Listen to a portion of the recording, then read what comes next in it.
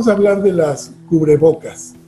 Un utensilio, una prenda hoy que efectivamente deberíamos utilizar todos los mexicanos siempre que tengamos alguna actividad social.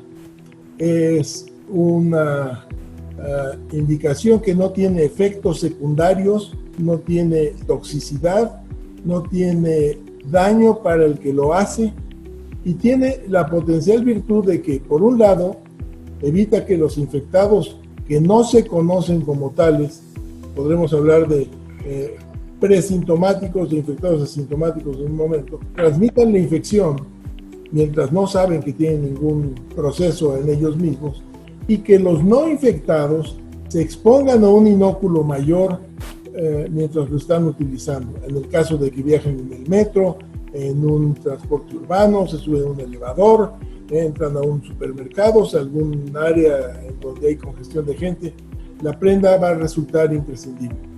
Entonces, bueno, con eso, la doctora Lourdes García ha trabajado muchos años con tuberculosis, y la tuberculosis es una enfermedad que se transmite esencialmente por vía aérea. Lulú, ¿quieres comentarnos en relación a aerosoles, riesgo de infección, etcétera? Yo creo que aquí lo que ha pasado es que pues es una enfermedad que no se conocía, un virus que en un principio se pensó que se iba a transmitir de manera muy parecida a influenza, y entonces la idea era que se expelía por gotas mayores a 5 micras, las cuales más o menos a 1 metro de distancia caen al suelo. Pero la diferencia fundamental es cuando estas partículas son más pequeñas y se quedan flotando en el aire. En el caso de tuberculosis, esto lo vuelve esta enfermedad totalmente diferente. Desde el punto de vista de la protección y de el prevenir infección al personal de salud, por ejemplo en las unidades hospitalarias, desde que hay una serie de modificaciones que van desde cambios de ingeniería, que pocos hospitales los logran porque requieren cambios de aire, filtrado de aire, hasta cosas mucho más sencillas como son los cambios administrativos o el uso de cubrebocas. Y aquí en la transmisión aérea habrá que recordar los diferentes tipos de cubrebocas. Y la diferencia principal está en el tamaño de los poros. Mientras más chiquito el poro, pues más eficaz es para proteger a la persona. Mientras más grande, sirve más para evitar que el infectado expulse el virus o la saliva hacia los demás. Entonces, pues sí, yo creo que la ciencia y lo que se ha ido viendo, como decía Alejandro, desde el punto de vista experimental, el clínico, el epidemiológico, hay cada vez más evidencia de que este virus se transmite por vía aérea. Hace poco revisé una publicación donde en Inglaterra se describían cadenas de transmisión. Lograron hacer secuencias genómicas completas, creo que fueron como de 600 cepas, y para sorpresa de ellos, en ciertos hospitales universitarios lograron detectar brotes entre los pacientes y el personal de salud, y mediante mecanismos que por la vigilancia convencional no los hubiera detectado. Es decir, no necesariamente un paciente o el personal de salud tenían que estar cerca, podrían haber coincidido en fechas, a distancias mayores a los 2 metros. Entonces, yo creo que eso es evidencia de transmisión aérea. Como decía Rogelio, no puede hacer uno en este momento, ni con esta medida ni con ninguna otra, un ensayo en el que a unos sujetos les pongo cubrebocas, a los otros no, y los expongo a un rociado de virus para ver quién se infecta y quién no. Eso es absolutamente irreal. Entonces lo que uno hace es un paquete de intervenciones, y este paquete pues incluye desde el aislamiento, el cubrebocas, la sana distancia, el evitar congregaciones masivas, etc. Yo creo que en este país, con la densidad de población que tenemos, en esta ciudad es indispensable el uso de cubrebocas. a mí también, como dice Alejandro, me sorprende que no se ha hecho más énfasis y que los mensajes son contradictorios. La gente, es muy consciente de lo que la autoridad está haciendo, no tanto de lo que está diciendo. Entonces yo allí veo que es fundamental dar un ejemplo sobre el uso de cubrebocas, dado que como decía Samuel, esto no hace daño y al contrario parece que puede disminuir de manera muy eficiente, digamos, de la probabilidad de que alguien se infecte casi un 50%, disminuirla cuando los dos sujetos lo están usando hasta menos de 1%. Bien, Alejandro, tú has sido muy didáctico, muy insistente, muy enfático, con mensajes muy claros en relación a la utilización de los cubrebocas.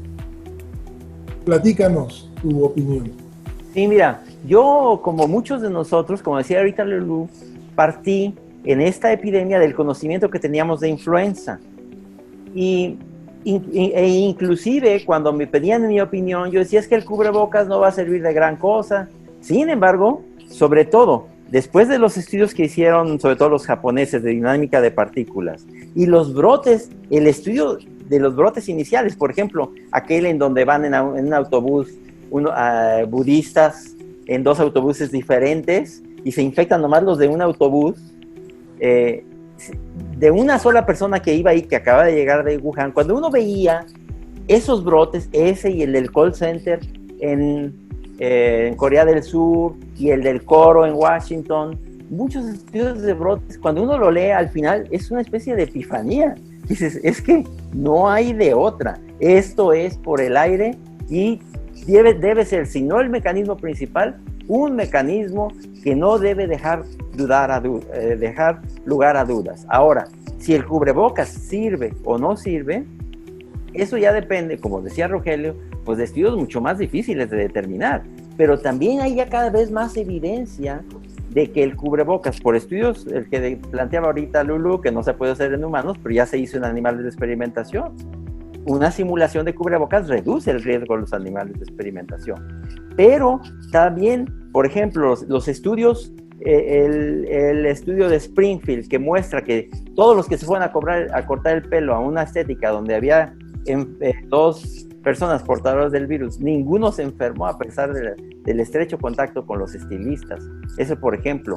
Recientemente, el estudio de la Universidad de Florida, que pudieron aislar ya de los aerosoles el virus, no solo aislaron el RNA, aislaron el virus viable y pudieron infectar células de ahí. Lo que uno concluye es que, caray, no debemos estarnos ya peleando por ponernos un cubrebocas.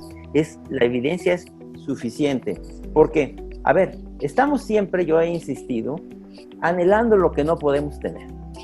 Estamos anhelando la vacuna, ¿verdad? Ya el propio presidente de la República dijo, es que a mí díganme que funciona, yo me la pongo. Pues yo le digo, señor, el cubrebocas funciona, póngaselo, ¿verdad? Si vamos a la evidencia, pues es que el cubrebocas funciona, ¿verdad? Y otra vez queremos una vacuna. ¿Qué vamos a esperar de una vacuna? Difícilmente va a ser mejor que la vacuna de influenza, probablemente, pero vamos a decir que es como la vacuna de influenza.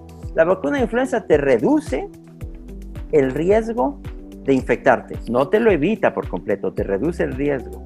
Y también lo que es evidente es que si te enfermas, te reduce la probabilidad de que te pongas grave, ¿verdad? Bueno, pues esas dos cosas ya hay evidencias con el cubrebocas también.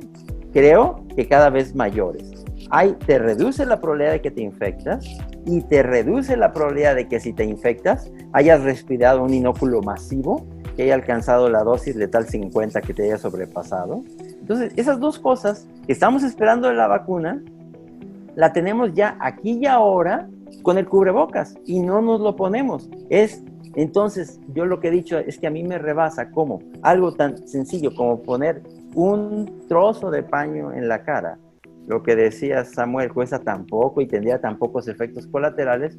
¿Por qué no hemos sido lo suficientemente proactivos, sin ambajes, sin ambigüedades, sin tibiezas, decir, pónganselo y vamos a demostrárselos también portándolo? Porque como dice Lulú, no me digas lo que tengo que hacer, sino lo que estás haciendo, ¿verdad? Se ejemplifica mejor si tú propio lo usas, si tú mismo lo usas en todo espacio público. Creo que aquí y ahora, a lo mejor podemos decir, es que todavía es una hipótesis. Bueno, vamos a aceptar que es una hipótesis. Bueno, hay que aceptar que es una hipótesis bastante plausible y que el no obrar en consecuencia nos puede costar demasiado. Creo que al menos podemos decir, hay una hipótesis muy sólida, vamos a hacer las cosas porque es muy sencillo ponerse un cubrebocas en todo espacio público. Algo de incertidumbre en los conocimientos siempre va a haber, pero llega un momento donde a pesar de la incertidumbre se tiene que tomar decisiones y actuar, ¿no? Y creo que en este caso, ya con lo que se tiene, ya se tendrían que tomar decisiones y uno podría aceptar de que la evidencia no es lo sólida que uno quisiera tenerla, ¿no? Pero hay que ser realista. Esa evidencia que falta, que es la que pedimos para un medicamento, por ejemplo, no creo que se llegue a tener y con lo que se tiene, pienso que la mejor manera de actuar es poniéndose el cubrebocas y quitando esa posibilidad de que sea una fuente importante de contagios, ¿no? Entonces hay que actuar con incertidumbre. Y en este caso creo que la mejor decisión es ponérselo.